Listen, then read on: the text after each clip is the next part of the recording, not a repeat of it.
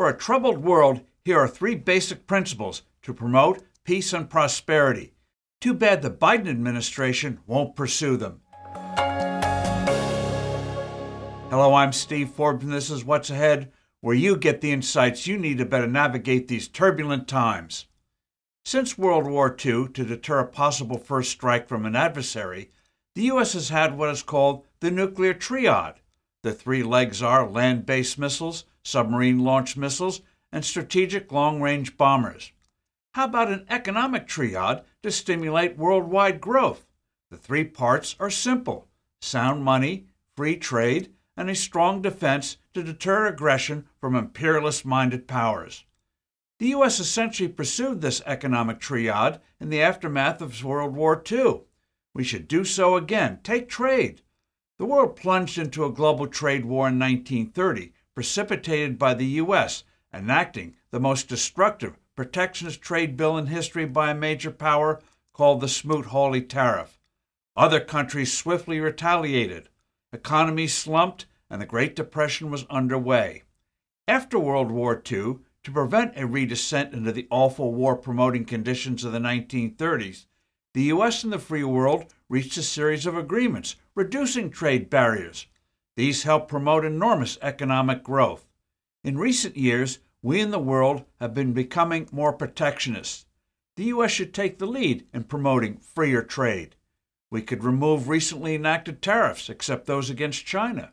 We could rescind the crude protectionist features of President Biden's so-called Inflation Reduction Act in exchange for Europe not imposing a protectionist carbon import tariff. We could pursue a free trade agreement with Britain and much more.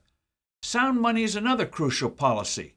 The horrible 1930s was also a decade of monetary chaos as countries floated and devalued currencies to try to gain a competitive trade advantage.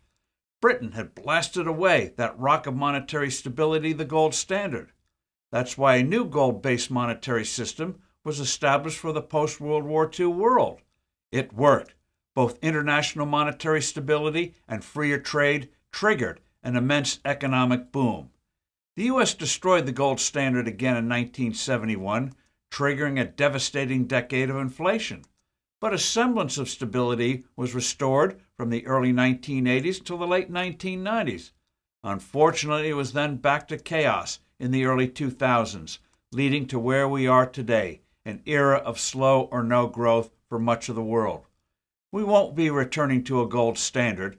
Policymakers today wouldn't have a clue how to operate one. That will eventually change.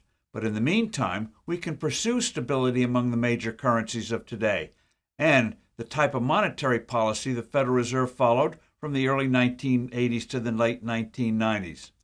The need for a purposeful, powerful defense policy of the kind we mostly had during the Cold War is self-evident in the face of the weak, floundering, confidence-destroying approach we have now. Of course, the U.S. and other countries should domestically cut tax rates and deregulate and drop the current pursuit of a global minimum tax, which actually means higher taxes. I'm Steve Forbes. Thanks for listening. Do send in your comments and suggestions, and look forward to being with you soon again.